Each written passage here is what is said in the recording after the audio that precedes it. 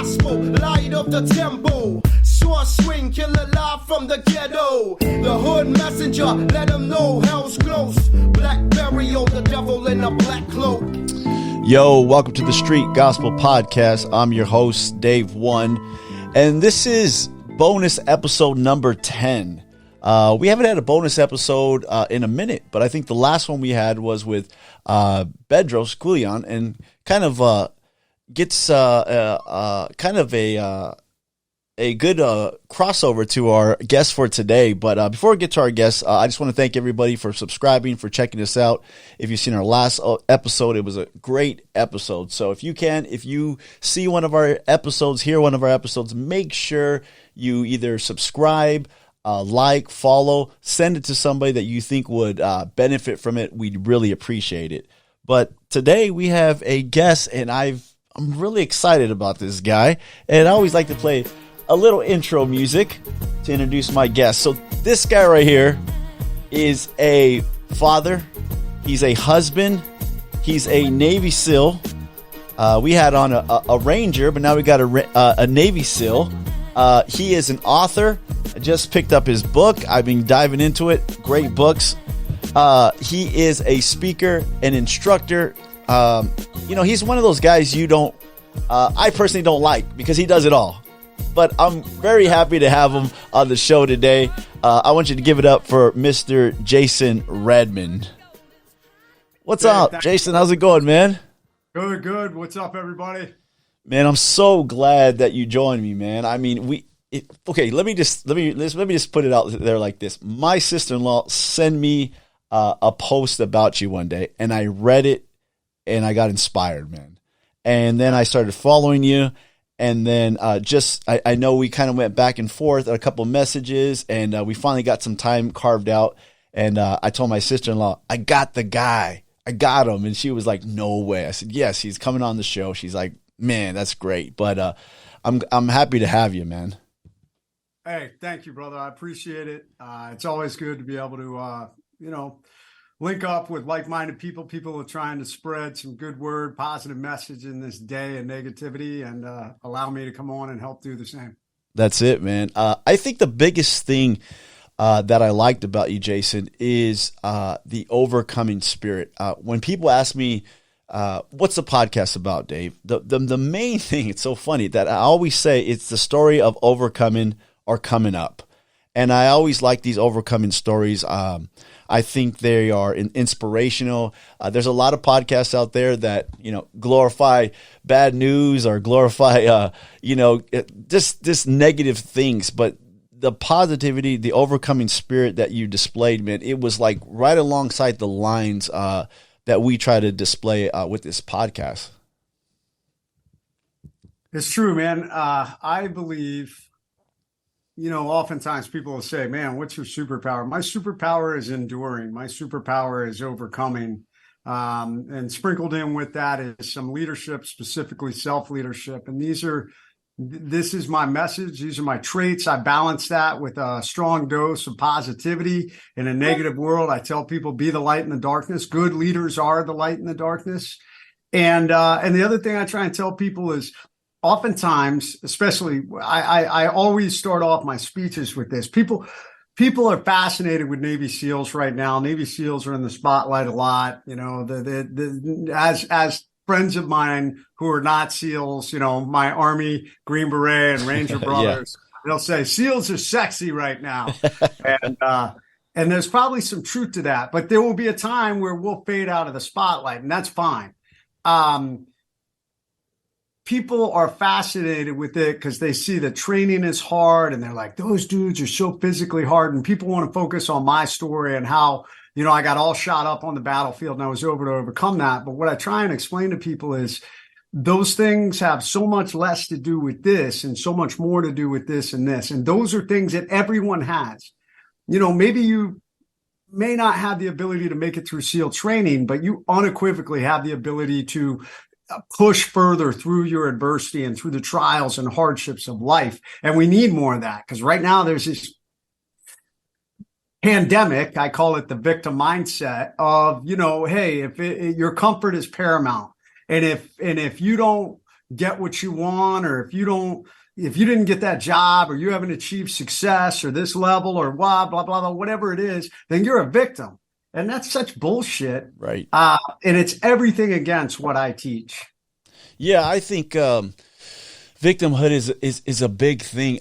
I come to the conclusion in this life that we are some way, shape, or form, maybe not as extreme as what you've went through, and we can get into that a little bit, but we're going to suffer at one point or another in this life, right? Something's going to happen to us, even when we think things are going good. I mean, I always tell people, like, you can be on a great run, on vacation, in love with your wife, making good money, and all it takes is one bad scenario to kind of just mess that up. What is the problem with us and not just seeing that something's going to happen, and why don't we just prepare for it or fight through it? Or it seems like we've gotten, especially in America, right? We get to this comfort zone of, well, that shouldn't happen, and Right. it shouldn't happen to me. And there's sometimes there's not even a reason why things happen. They just happen, and we have to fight through it. It seems like everybody wants to point to, well, it's because of this group of people, or it's because of that group of people, or it's because I started off, way behind everybody else. But we still have the problem right in front of us, right? Absolutely. It's, I frequently talk about that. I survived this vicious enemy ambush, but everybody gets ambushed in life, and ambushes come in three different forms, or there's three different levels I like to talk about. There's the one that we all encounter every day. Everyone from Michael Jordan and Tom Brady, to the average everyday, whoever you are out there, we all encounter I call them micro ambushes, and that's the ambush of the mind. You're on vacation with your wife, everything's great, and you think about, oh, next week I got to do this. And all of a sudden that little voice goes, oh, you're not going to be successful. You're going to fail at that. Right. There's no way you're going to be able to raise that capital. There's no way you're going to be able to close that deal. There's no way you're going to be able to do X, Y, or Z, whatever it is. And everyone has that little voice. I call mine my demon. That little motherfucker lives inside me all the time. Right. I hear it all the time. Yeah. And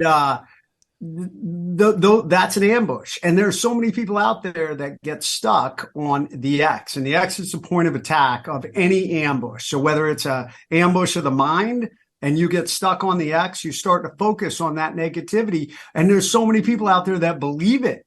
They believe it. And they the next thing you know, some deal that they would have closed, they're self-sabotaging because they suddenly have lost confidence and they're listening to that little voice in their head.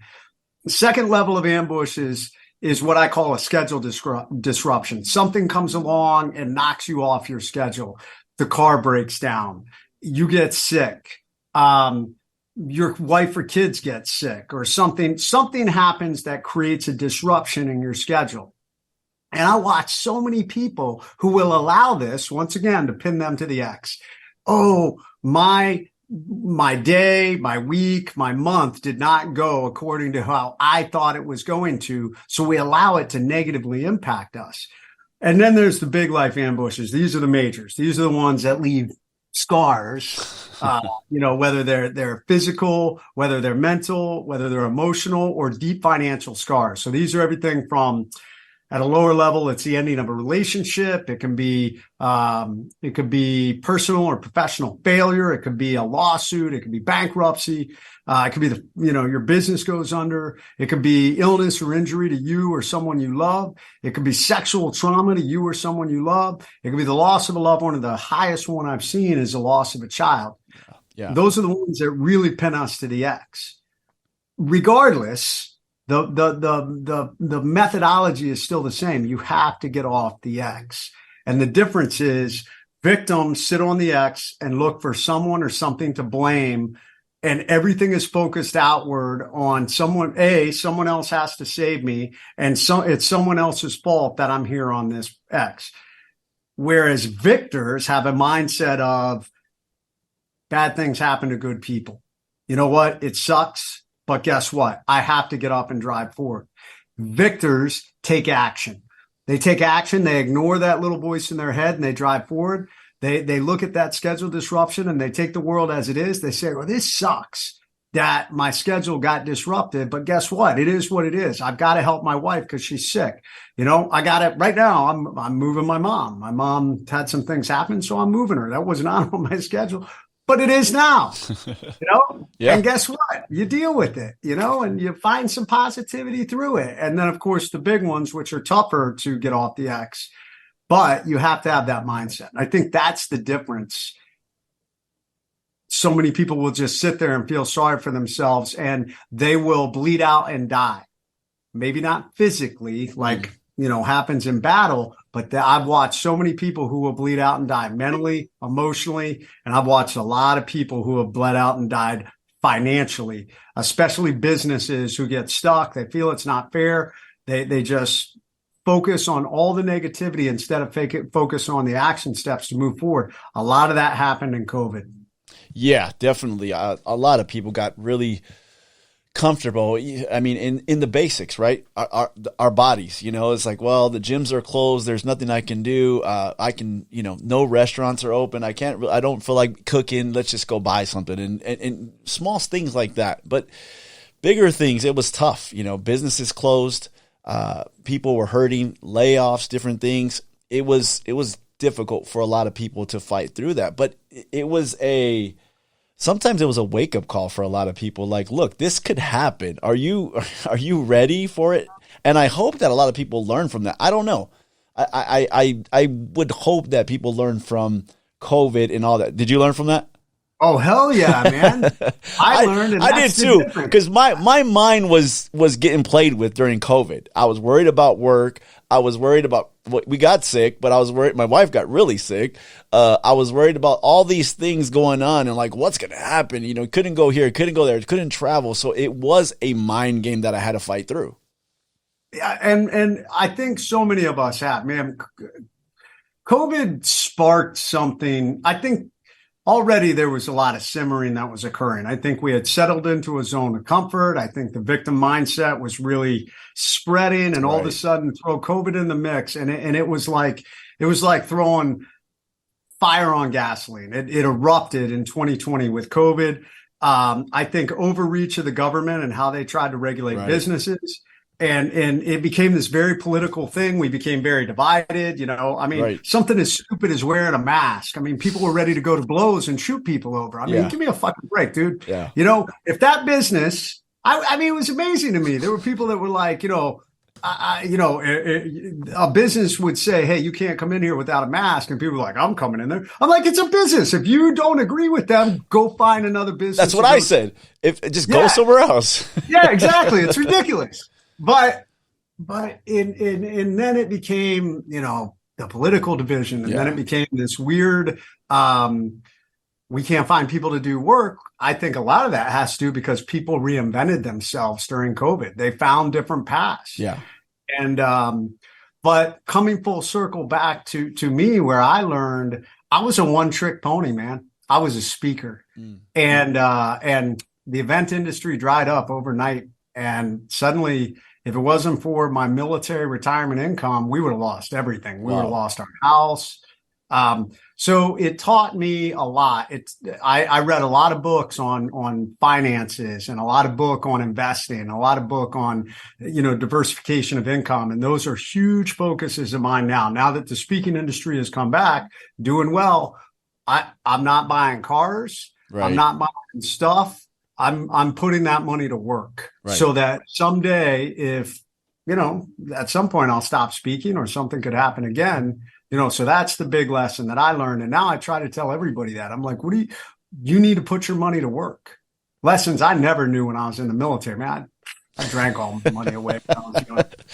I think that's great though, because I think a lot of people see you or see guys like you and they think like, you have it all together and you've learned everything, all the tricks of the trade, but I think there's always something new, right? There's always a new ambush that you weren't expecting. And that's why it's an ambush, because you weren't expecting it, right? And then it comes your way and you said, okay, I'm not good at this. I need to learn to be good at this. I think that's a problem with a lot of us, where we run into a problem and we say, well, I'm not good at that, so I'm not going to try to learn that or get better at that. I'm just going to try to go around that. But there's sometimes you can't go around things, right?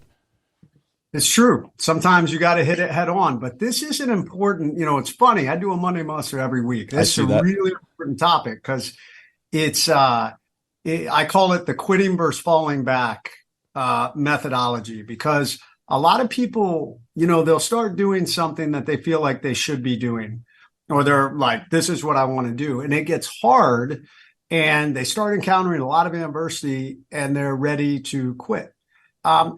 And I used to have the mindset of we never quit. And I tell people there is a difference though.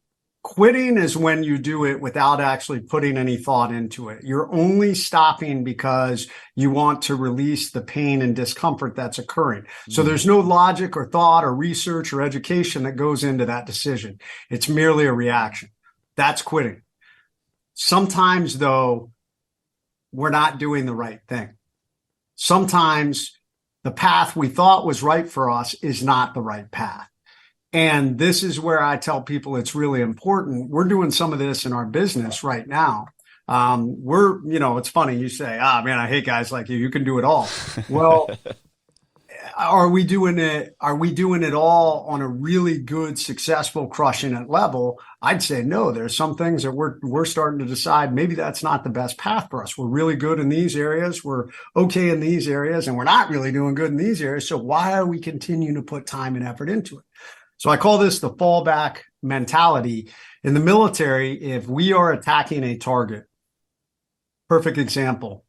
One of the missions that occurred, I wasn't on this mission, but it was a mission that happened right at the beginning of our deployment. Guys were taking down a target. They went into the building and they went into the wrong door. So they flexed around to the other side of the building and they made entry, and there were a whole bunch of enemy fighters who were ready for them and opened up the second they went in that door. Massive amount of gunfire. Guy was killed, an Iraqi was killed. Several other guys were all shot up. The fire was so intense that the other guys could not get into the room. And at this point, they thought that two guys were dead. The other guy that was shot, they managed to get out, but the other guy that was shot, they thought was dead inside the room also.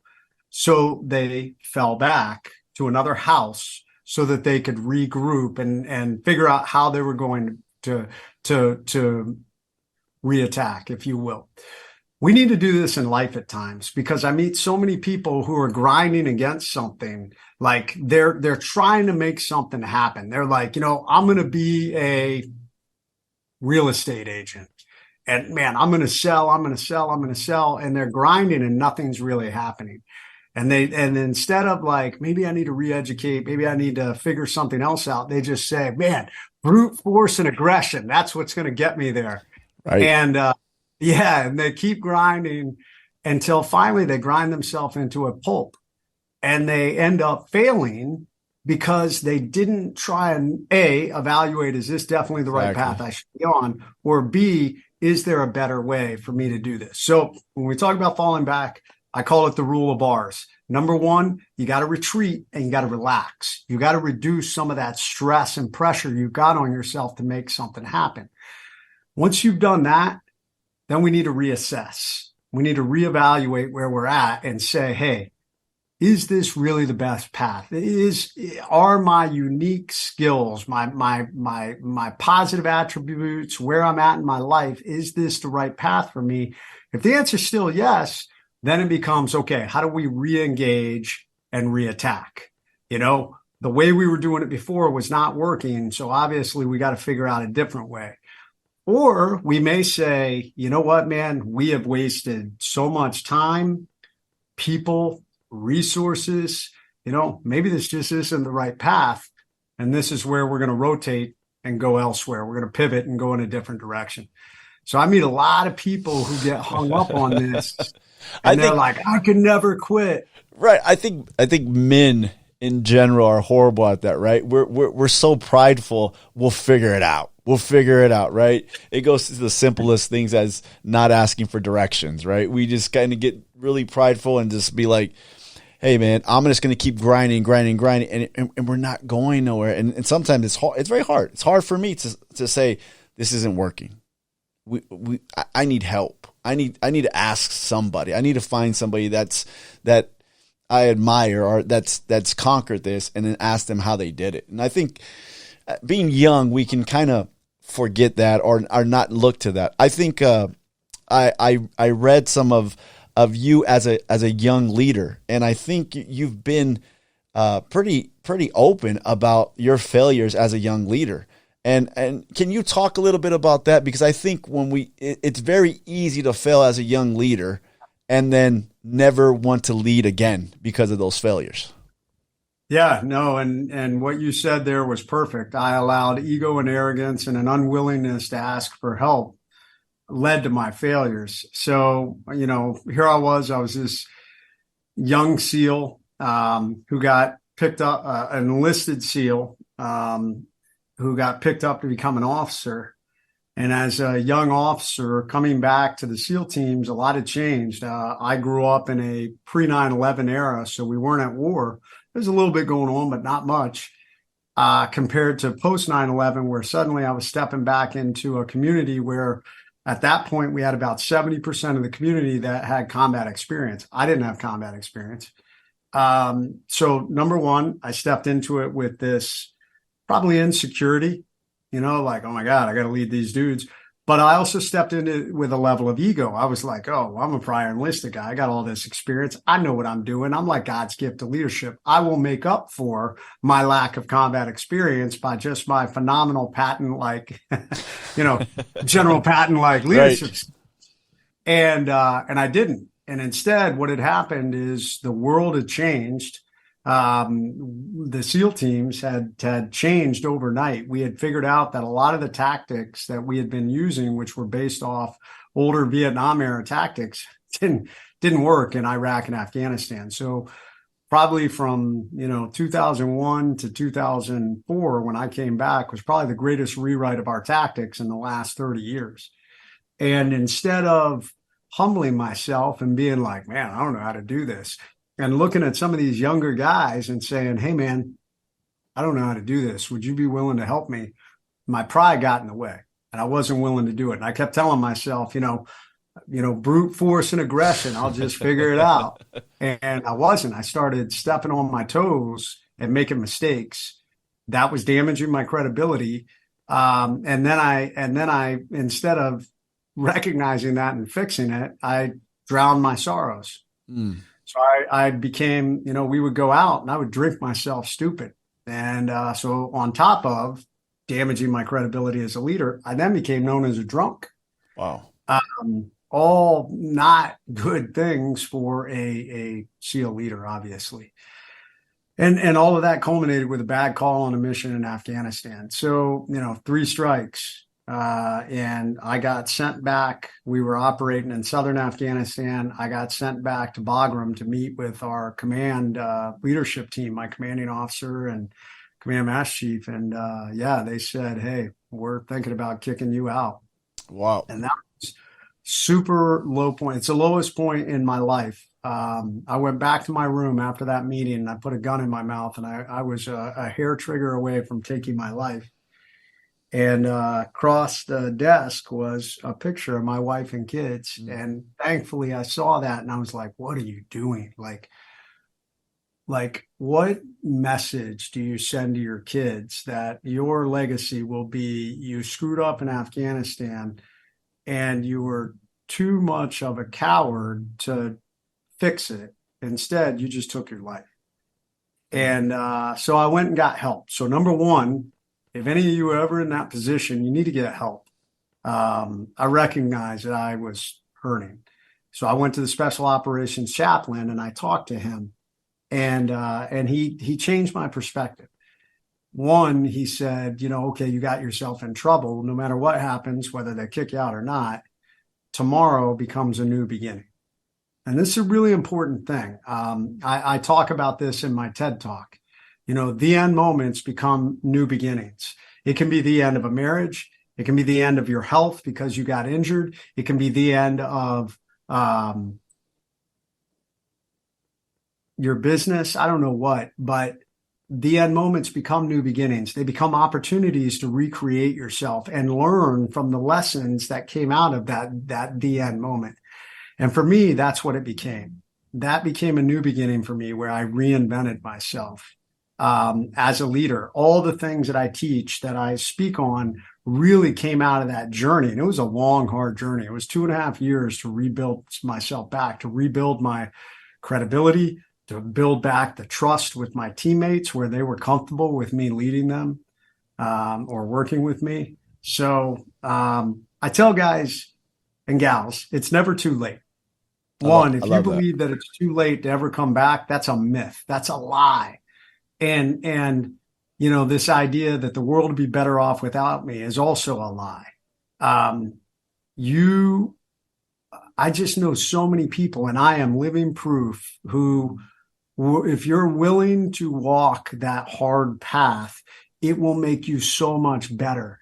And the new beginning that comes out of it may be exponentially better than anything that would have happened. I mean, if I hadn't got myself in trouble, who knows? I might have still been, you know, I may still be an active duty guy. I may never have been shot. You know, who knows what that path would have become. But I wouldn't be doing what I'm doing now, which in my opinion has probably created an even bigger impact out there than if I had just happened to stay in and, you know, continue down that path. So it's never too late. And that's such a lie that the world would be a better place without you. That is a myth, man. Embrace the journey, find that new beginning. I absolutely guarantee someday you will look back and say, this is probably the best thing that ever happened to me, even though it is hard and painful to go through. Is that the main reason why people don't want to start over? Because it's hard and it's painful to go through that, to say, hey, I need to regroup. I need to reevaluate, and I need to go through this again. Because I always feel like even if we do that, we try to find a shortcut, right? We try to, let me see how I can get through this faster or easier. Right. But there really is no easy way, right? It's hard work. Especially if you're going to, you know, frequently when we've had the end moment, not always, but sometimes, most of the time, there is some fault that lies within you. Now, there are certain equations here that's not true. If you lost a loved one unexpectedly, sure, or a loved one got sick, there's nothing that's no fault of yours. But most things in this life, if a business fails, if our health fails, you know, most of the time there's a level of personal responsibility that comes into play. You know, oh, I wasn't taking care of myself. I ate cheeseburgers every day. I drank a fifth every night. You know, all these things play into parts of our life. And that's where it gets a little hard because, you know, I frequently talk about the first rule of leadership is you have to lead yourself. And a huge part of leading yourself is self-awareness. Understanding we all have strengths and weaknesses. And usually when we have a failure point, we hit at the end moment, a lot of the time, our weaknesses played somewhat into the end moment. It definitely did for me. And I had to come to grips with my shortcomings and my ego and, you know, and the things that I had done and own them. I had to own them. And, you know, when guys would give me shit about, oh, you're that dude who, you know, fucked up in Afghanistan, I'd be like, you're right, I am. And I learned from it, and I'm doing everything I can to be better. I think those guys are the guys I respect more, right? I talked about this with a few guys yesterday, and I said, I like the champs that are not undefeated. I like the champs that get beat and get beat bad, right? Lose the belt, and for some reason go back to the lab, get better, come back and regain the belt. You know, even fighters I don't necessarily like, right? I just don't like their personality. But the guys that come back and put in the work and come back and get the belt back, those are the guys that I respect the most, because coming back is much harder than doing it right the first time, right? I mean, it takes way more effort, way more fight to come back a second time. And it gets harder the further we get along. I will tell you that. And that's just part of life. I mean, you get tired, and sometimes you get tired of getting knocked down. I've felt it. But I also think it's that much more critical. You also, the more you've overcome, the more you built those overcome muscles. True. So even though you don't want to, you kind of know the formula. And the formula is the same regardless of, what life ambush or what the end moment you're going through. I mean, it starts with action. It just starts with that one step forward, and we start building some consistency and discipline into the action steps. We identify a plan, and then we start executing that plan, and that moves us away from that X, and we get that forward momentum. But it is hard. It's hard to start over. I've had to do it physically multiple times. Between my injuries, I got super sick in 2020 and had to reinvent, had to rebuild myself again. So I empathize with people, but it's worth it. Yeah, I think with everything you've been through, I think there's a lot of coaches out there. There's a lot of people, but I don't think too many people could say all the things that you've been through and really be that coach that says, hey, there's not a time when I didn't fail as a leader. There's injuries that I've had, sicknesses, surgeries, physical battles, all these things and so when you speak those things, I love it because I feel like you're a person that actually has fought, no pun intended, a lot of wars, physically, financially, all these things, leadership wise, and able to speak about that. Your biggest one, I would say, was back in 2007. You were injured. Can you break that down for us a little bit? Yeah, and it's an interesting journey because it occurred right about the tipping point of earning back my respect and credibility as a leader. So I had climbed out of this deep, dark hole to this amazing deployment with an incredible troop of brother warriors in Iraq, doing everything we ever dreamed of. I mean, as SEALs, the greatest achievement you can have is obviously going after very dangerous, hardened fighters. And in this case, we were doing that, going after mid-level and high-level Al-Qaeda fighters and leaders. And we were effective. In Iraq, our troop conducted over 80 direct action capture kill missions, which is a lot. And I had done it. I had come back. I had redeemed myself. I had been given a thumbs up on my next leadership position, all these different things. And we were 1 week from sending our first wave of guys home. I was on September 12th, and literally our first wave of guys was supposed to go home, I think on the 19th or the 20th.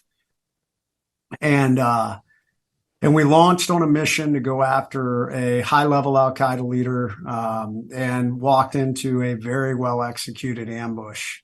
And myself and several teammates got all shot up. I was hit 8 times between my body and body armor.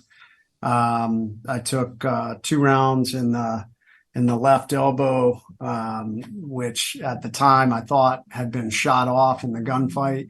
I took rounds off my helmet, rounds off my plate, rounds off my side plate, rounds off my gun, had my left night vision tube shot off. And then I turned to try and move back to the guys, and I caught a round from behind that hit me right in front of the ear, traveled through my face, exited the right side of my nose. It blew out my right cheekbone. What was left of my cheek broke and kicked out to the right. It broke all the bones above my eye. It vaporized my orbital floor. What was left of my, not what was left of my eye. My eye fell into this new hole, in my face, and broke the head of my jaw and shattered my chin. So this is, I don't know if you can see that, but that's actually my skull. So it's hard the light catches it, but you can see that. This was the actual damage. So this is an acrylic model that the doctors had to use to figure out how to put me back together. What size round was that? It was a PKM machine gun, so a 7.62 by 54 millimeter. So an AK round is a 7.62 by 39. A little bit bigger. PKM is bigger, so it's got more weight, more velocity. And so you lay there. What's going through your mind? So funny. It was kind of some of first thing training kicks in. We had done a lot of missions. I had, muscle memory starts to kick in. This is why people train. And my first thoughts were, we're in a bad situation. What can we do to fix it? So I started going through all the different assets and, okay, I got my guys back here and I got guys over there. And I knew I had a Marine Corps Quick Reaction Force and I knew I had an Air Force AC-130 and I had drones and Navy helicopters, and I knew I had a medevac helicopter and all these different things. But I quickly realized that I was out of the fight. I was pinned down. I was out front of the guys, and literally this gunfight was happening above me. So I'm laying flat on my back with bullets traveling about 8 inches above me. Man. And we are taught in the military, through many, many years of warfare, we have learned that if someone is wounded in the middle of a gunfight, you can't send guys out to get them because they'll be shot too. So instead, you have to win the gunfight. And I knew that. I said, well, I got to be patient. I have to let the guys win this fight, and then they'll be able to get me. And so that gave me some time to think. And this gunfight, we estimate it lasted about 40 minutes. But 40 minutes of me bleeding. 40 minutes is a very long time, man. It is a fucking eternity in a firefight. I honestly thought you were going to say like maybe 10, maybe 15, 40 minutes of laying there, and it's just going on right above you. Yeah, right over you. Somewhere in between. I'm jumping ahead, but somewhere in between, my team leader ran forward and got me back to the tire and got a tourniquet on my arm. Were you conscious all that time? I thought I was, but apparently I was drifting in and out. I found that out later. I was unconscious when I was first hit. They saw me get hit and they thought I was dead. They thought I got shot in the head and dropped. I mean, it's nighttime. It's like 4 a.m. at this point. So they thought I was dead. And then I came to and called out to my team leader. And that's when he realized I was still alive. After a period of time of that gunfight, we called in the closest fire mission in the entire Iraq war. My team leader did. I owe my life to my teammates. I don't, there's nothing, I did not do anything heroic or amazing besides lay there and bleed, and maintain an overcome mindset to stay alive. That became my primary focus. And my thought process went from, I'm angry because I was angry that we had gotten into this position as a leader. I was angry that the enemy would get the satisfaction of killing me, because I was starting to face the fact that you're going to die here. And that turned into sadness. Turned into sadness because really what I started to think about at that point was my wife and kids, and that I was not going home. I would not be able to hold my wife again. I would not raise my son. I would not be able to walk my daughters down the aisle. And that's a really sad feeling. And I thought also about the life I had lived. I thought about stupid things that I had done that I wish I hadn't. I had regrets. I had regrets for things that I hadn't done, things that I wanted to do, but I had postponed or hadn't gone after. And I wish I had told my family I loved them more. I mean, all these different things. I would have given anything to be back. So I tell people that now. I'm like, I am a capitalist. I'm about, hey, man, everybody in this life should try and make as much money as they possibly can because it provides financial freedom to you and your family. That being said, if you think that that's going to enable happiness, it's not. And it is the relationships in this life that'll make all the difference. And I'll tell you what, when you face the end, like I did that day, you don't think about any of the stuff you've collected. You're not going to think about the nice cars and the house and how much bank money you have in your bank account and how big your net profit is and all this other stuff, man. All you're going to think about is the people you love. And that's what I thought about in the end. Wow, man.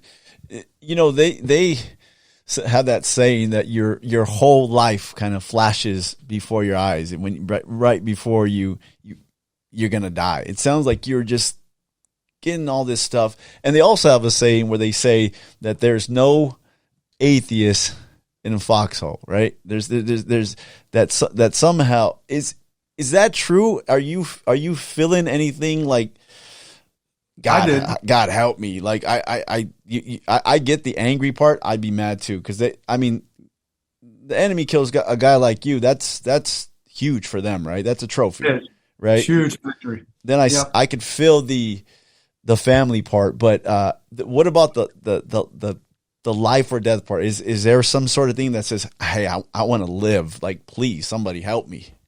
Yes, and I had grown up in a pretty religious home, although I didn't always follow that as a young warrior. But laying there on the battlefield, when I thought about my family, I said, Lord, I need your help. I need your help to go home. And really, I was fading pretty hard. We are taught a lot about trauma.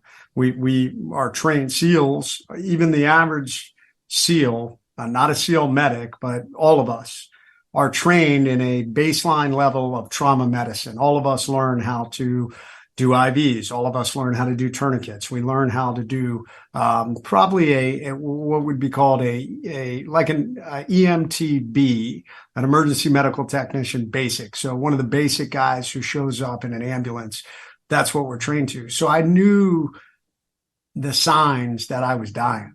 I was bleeding out. I was going into what's called hypovolemic shock, which is caused from blood loss. And it was at that point where I called out to God and I just said, I need your help to go home. And instantly I had energy. I went from not being able to move a muscle. I remember at one point trying to move my right hand, which was not hit, and just having issues just trying to move my hand. And I went from not being able to move to having that energy to however long after that. I don't know the timeline, but when the medevac helicopter finally came in, it landed 75, 50 yards away from me. And my team leader came over and started to drag me, and that was super painful. So I told him, I told him, I said, help me up. And I got up. So I went from not being able to move muscle to getting up, and I walked 75 yards and got on the helicopter under my own power. That alone is a miracle. It is. I wish I could tell you that I am rock solid in my faith and that I've never looked back. I'm an analytical guy. I still struggle at times with my faith. And I'm a walking miracle. I tell people, I've talked in churches about it. But I mean, if we drift a little bit into the realm of Christianity, if you study the Bible, Jesus' own disciples doubted and questioned. Oh, yeah. And I'm like, you guys walked hand in hand. I mean, you basically had Oprah walking down the street going, you get a car. Yeah, except it was miracles. You get a miracle. You get a miracle. So I try and tell myself. Totally 100% true, man. Peter blew it a million times. I know. He didn't even. And he was even warned. Yes. God was like, you're going to deny me 3 times before this occurs. Oh, no, Lord, I'll never do that. I'll never do that. He blew it so many times, and he was right there with him the whole time. And I'm like, man, but you're right. But I think going along the same lines as you, and Peter always did the work. Always came back, right? Even I don't know if I could have came back from the denial 3 times, right? But Peter, he's just like, no, I'm gonna do the hard work. And at the end of Peter's life, I mean, he was the guy. I mean, he was the foundation which the church was built on. That's what Jesus called him. So I think for you, along those same lines, man. I mean, you know the Lord, your faith. Hey, eventually it's just going to keep building, man. And it's never over till it's over. So Never over. Yeah. And it's a journey. I mean, it's a journey. I don't know why God made me the way I am. I'm super analytical. I'm super scientific. Hey, we need those guys. We need those type of guys. So God created us all unique, man. I think we're all part of the body, right? We're all part of the body. Every part of the body is important. Every part of the body, it needs to function. I love, I didn't know about that part of your background. I was already following you, but the principles and the things you stand for, the overcoming spirit, that's what motivated me. Yeah, I'm a believer, but I still think that faith requires action. And I think the action part of what you talk about, a lot of believers don't have that. Sometimes we want to rely on just God. You couldn't rely on just God on the battlefield. You had to rely on your team. You had to rely on your training. And then, hey, you actually got up. Like, Lord, help me, but I'm going to work my way up somehow. It's funny. We go full circle back to the beginning of the conversations with a victim mindset. And there are a lot of Christians who are like, Lord, I'm broke, or, I'm in this bad situation and I need you to help me. And he presents an opportunity, but it takes work. It takes the self-leadership. They have to get up and take action. Yes. And they don't, and then they're like, hey, you're not helping me. And he's like, I just gave you an opportunity, And he tells us that, right? He tells us that. He's like, you have to have some action behind that faith. You know what I mean? I'm not just going to go, like that. Can I do that? Yes. But I like to see you put in a little bit of work. It'd be great to do that. And that's life. That's life. It's funny. It's funny. We're releasing 2 new shirts, and my wife laughs at this because one is be the light in the darkness. So it's very, I talk about the leaders of the light in the darkness. Obviously Jesus was, the light of the world. And then I have another one that, it's about action, motherfucker. So she laughed. She's like, could we have 2 totally separate shirts? But it's true. I'm like, babe, it's true. Yeah. I'm going to call it like it is. Yeah. I can't tell you how many people I meet that are like, I want to do this. I want to do that. I want to get in shape, but I can't stop eating fast food. Right. Well, stop eating fast food. It's about action. You're never going to achieve your goals if you don't take the action required to get there. Right. Now, Jason, you had a long recovery, but I shouldn't say how you went viral, how you became popular was because during your recovery, you put a sign on your door. Can you tell us a little bit about that sign? Yeah, so I'd been in the hospital for probably a week and was kind of struggling. I won't lie. That was a heavy blow to build myself back up as a leader and to have everything good, my career back on track. I was coming home, in a couple of weeks to go on vacation with my family and to screen for a higher level SEAL team for the next phase of my career. And suddenly I find myself in a hospital bed, blown to pieces. I'm wired shut. I'm trached. They're feeding me out of a stomach tube. I've got no use of my left arm, and they're talking about amputating it. And I remember thinking to myself, like I was struggling. I was like, this isn't fair. I was angry. And at one point I had a couple of people that came into the room and we were having a conversation, and then I kind of drifted off and they started to have a conversation with themselves. And a military hospital is a really hard place to be during war, especially in the wounded ward. Battlefield injuries are devastating. We're talking limbs blown off. We're talking pieces blown apart. We're talking burns, amputations, traumatic brain injuries. And all of these things are in one location. So I think it's very overwhelming. And these people that were in my room, I think were overwhelmed by that. And they talked about what a shame that we send these young men off to war. They're never going to be the same. They're never going to be able to overcome, and they'll never be successful. And they left. I remember laying in that bed, and I'm thankful it happened because I think it became the push I needed to get off the X. Um, because when my wife came back, I said, no, that's not going to be me. And as a matter of fact, from this point forward, I will not allow anyone else into my room who's coming in with negativity. Mm. This is going to be a room of positivity. And from this point forward, I refuse to feel sorry for myself. And I wrote out this sign, and it said, attention to all who enter here. If you're coming in this room with sadness or sorrow, go elsewhere. The wounds I received, I got in a job that I love, doing it for people that I love, defending the freedom of a country that I deeply love. I will make a full recovery. What is full? That's the absolute utmost physically. I have the ability to recover. And then we'll push that about 20% further through sheer mental tenacity. This room you're about to enter is a room of fun, optimism, and intense rapid regrowth. If you are not prepared for that, go elsewhere. And we signed it to management. So and good. So good. Yeah, and it got put on the door and took on it took on a life of its own. It got pictures taken, it got blogged about, it got picked up by the national news media. It was all over the national news media. To date, it's been in documentaries. It's been it's been featured in multiple books. Secretary Robert Gates wrote about it in his book. First Lady Michelle Obama was so moved by it, she wrote about it twice in her book and sent me a handwritten note. Nice. It earned me an invitation to the White House to meet President Bush, who signed it, and we had it framed. So the actual sign now hangs in the Wounded Ward at Walter Reed.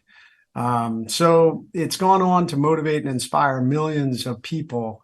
But what I tell everybody is, all of that started with a choice and action.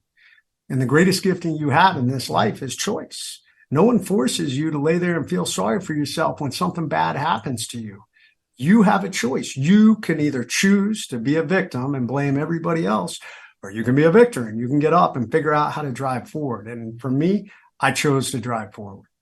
And you've had multiple surgeries, I saw a list of some of the things the surgeries, the stitches, the staples, you know how many of all those things, right? It's been years of recovery.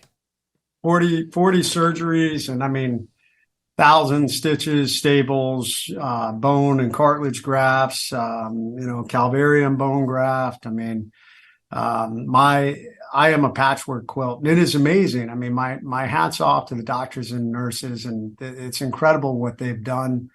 I'm so fortunate, and I think this is another God moment. Probably one of the best facial reconstruction surgeons in the world rebuilt my face. So for a guy who, had his face blown apart by, a high caliber machine gun, I look pretty damn good. And I owe that to, Dr. Eduardo Rodriguez, who now is up in New York, who, probably one of the premier facial reconstruction surgeons in the world. That's so amazing. I'm going to try to be respectful of your time here, but I really wanted to ask this question. Your wife, everybody asks about Jason, but the woman behind you that went through all of that with you, what is she like?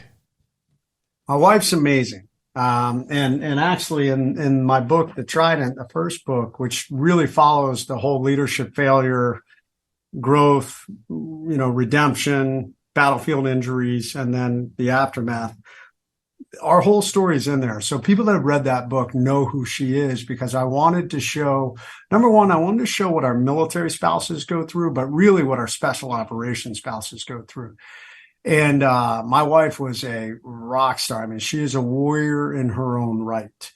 And just amazing when, this is the caliber of person my wife is. So when they flew me out of Germany, Landstuhl, back to America, I was in the ICU. So I'm on this plane, I'm connected to all these things, and I'm terrified. I was probably more fear than I've ever felt in my life, because I was afraid what my wife, would she leave? There are a lot of stories about wives and girlfriends who basically said, I can't handle this. And unfortunately, the Wounded Warrior community has almost a 99% divorce rate. Wow. It's very hard on families to be severely injured. And I knew all that, and I was terrified. So much so, but by the time I finally got to Bethesda and they had taken me to my room, I had worked myself up into this frenzy.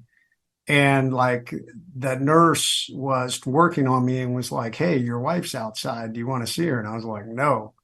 And she was like, "She's standing outside the door." And I was like, "Don't let her in." And There's no hiding those injuries, man. There's just like I'm like, and I'm telling her like, clean me up, yeah, because I still have blood. It's man. funny. I mean, it's 4 days later, but I still have blood in my hair, and so she tried to clean me up a little bit, and then finally she's like, "I gotta let your wife in." And my wife walked into that room. She took one look at me, and um she didn't blink. She didn't bat an eye, man. She walked right up to that bed. And man, I'm a mess, dude. I've got tubes coming out of my nose, what's left of my nose. My face is swollen up to like a basketball. I had like these black stitches that were protruding. I'm trached, I'm wired shut. And man, I'm there. I've got an air tube that they're breathing, that's I'm hooked up to, and she came right up and just kissed me right on the lips and said, "We're gonna be okay. We're gonna get through this." Man. Beast. Yeah, I knew she had to be special, and I think once again, I mean that was a turning point for you, man. I think you get a woman behind you when the going gets tough, and it makes all the difference in life. It's crazy. Yep. Yeah, we're actually working on a relationship book. So we've had so many people ask us about it, and we've defied some crazy odds, including a big one that a lot of business people struggle with, and that's running a business with your spouse. And we now run our business together. We've actually run two together. We ran our nonprofit together, and then we're now running this business together. And yeah, so we're hoping to sign a deal on that and Nice. get that. I'd love to check that out. And then activism. You mentioned your nonprofit. I really want to finish with this.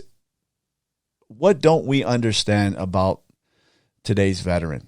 That's been in war, maybe battles PTSD, maybe injured. What do we not understand as just average Americans, and how can we help?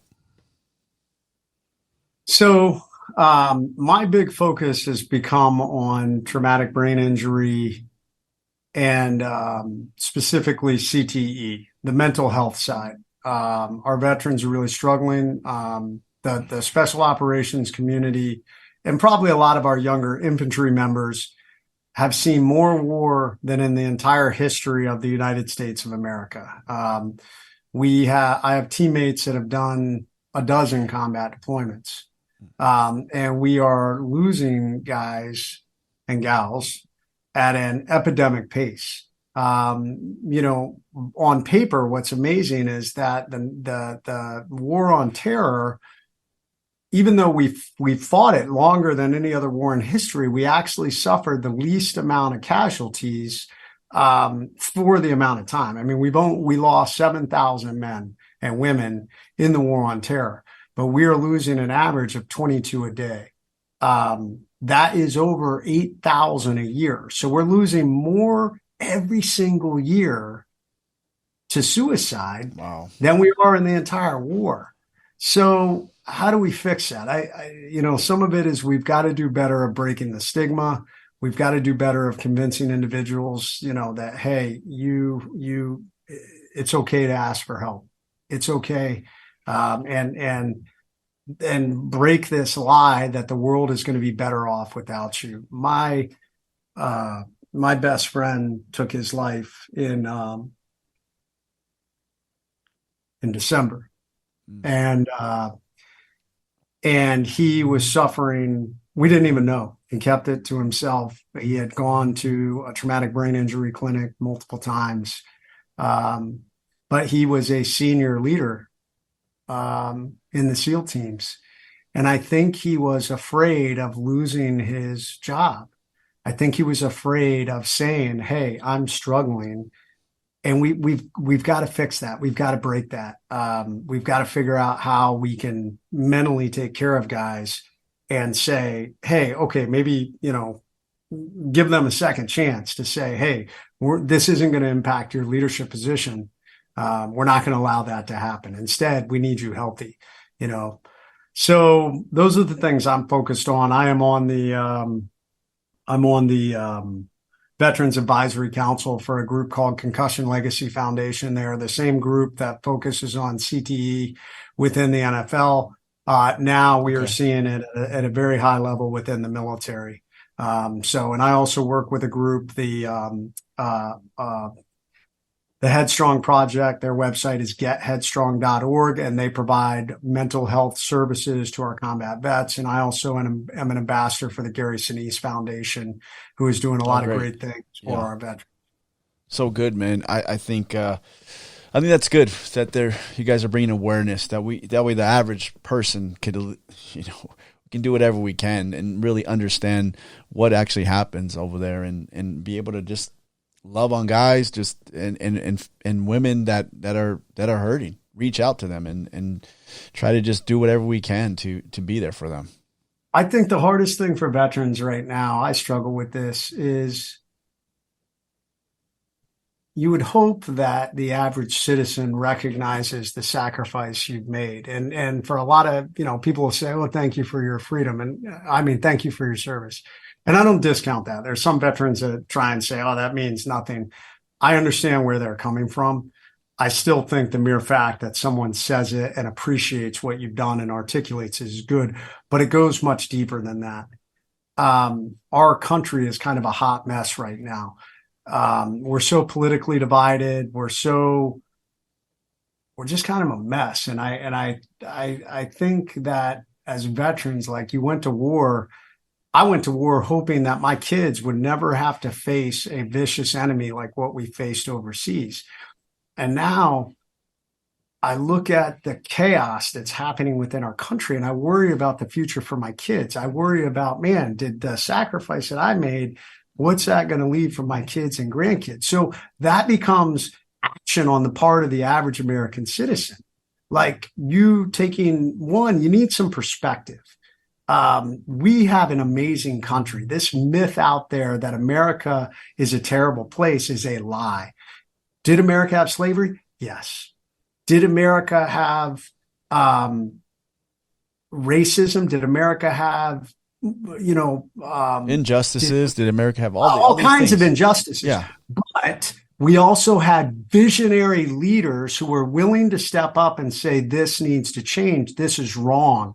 Abraham Lincoln, John F. Kennedy, Martin Luther King fundamentally changed America. And we're so much better than what we were before. And it's frustrating to me to see that we're almost going backwards right now.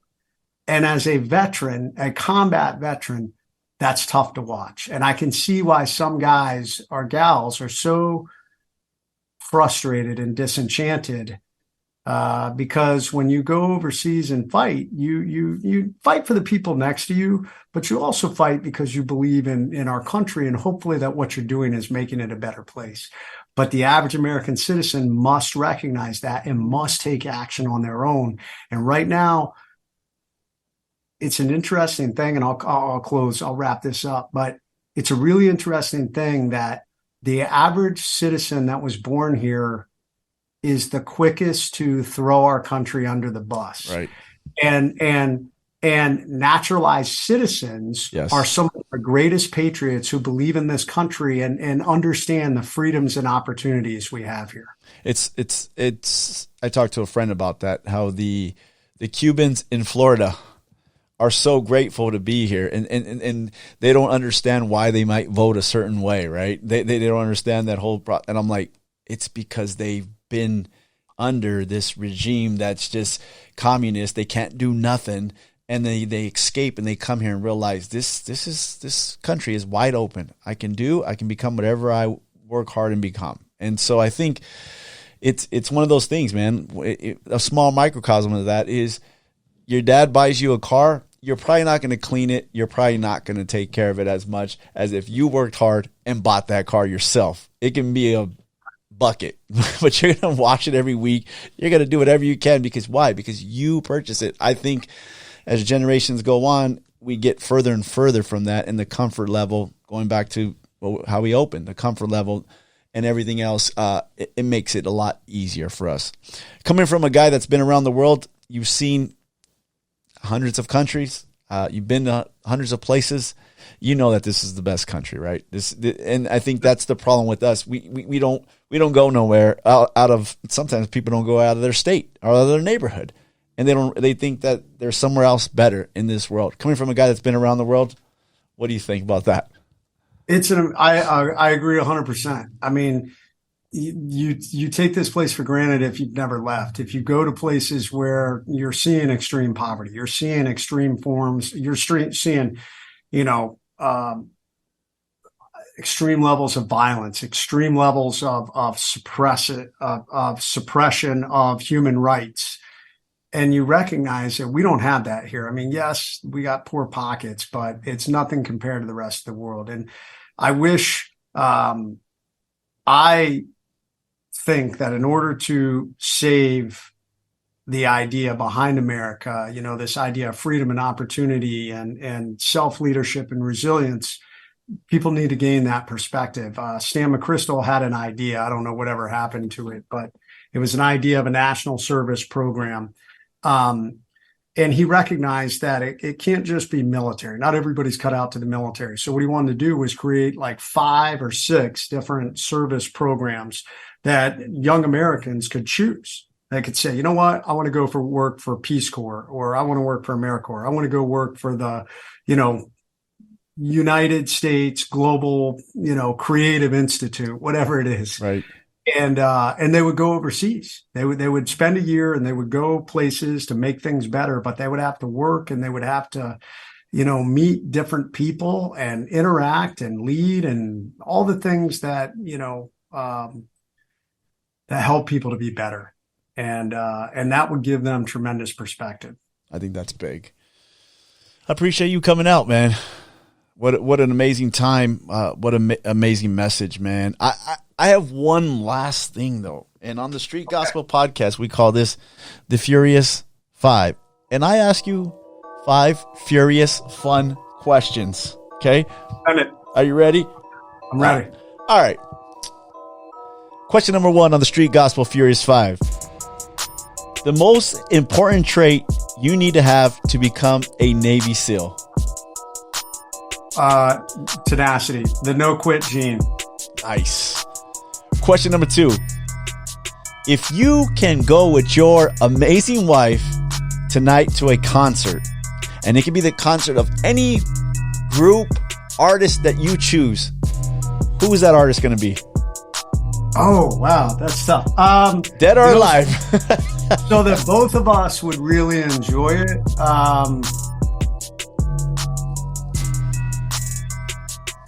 I'll say Aerosmith. I like Aerosmith. Nice. I think she loves Aerosmith, so it covers both sides. Legendary. Legendary. She would rather go to country. I will say that. Hey, they're somewhere in between, right? It's a hard rock. Some of their songs could be country if you really listen to them. Question number 3 on the Street Gospel Furious 5.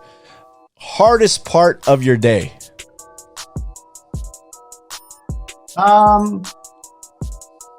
Like today or in general? In general. Man, I'm blessed. If I woke up, it's a good day. I love it. I have a hard day. I'm thankful. I love it. No bad days, right? No bad days, baby. I got you. All right. Question number 4. One has to go for a week. Your phone or the gym?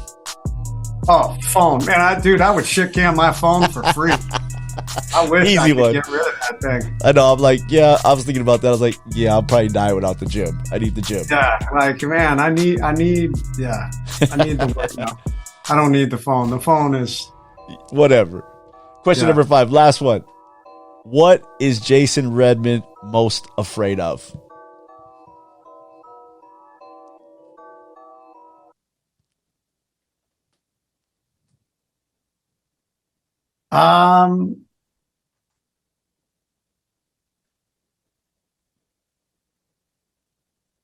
I'll be honest. Lately, I developed a fear of death, which is a weird thing. I'm getting older.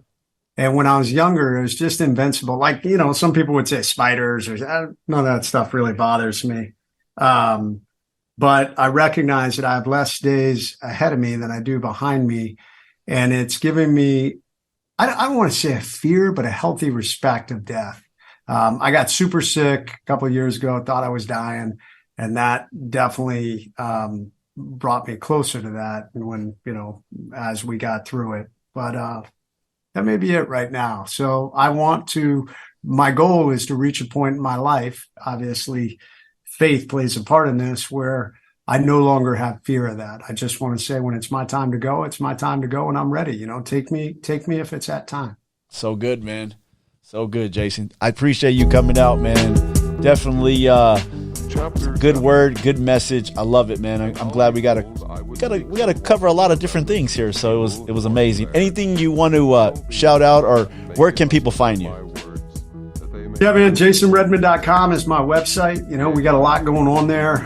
We've launched our new online courses, and I'm really excited about our new Point Man for Life course. It is a 50-module course to help you figure out who you are, what your mission in this life is, purpose, long and short-term goal setting. It comes with my Point Man planner. So you can find that on the website. And then you can find everything else. We speak. We got our line of clothing, from our Victor Not Victim to No Bad Days. To our Overcome swag. You can get books. I love it. And you can hire me if you want me to come in and speak for your company and fire you guys up. Yes, I love it, man. Thanks a lot. Appreciate you, Jason. Check them out. Love it, man. Love the book. Appreciate you coming out. Dave, thanks, brother.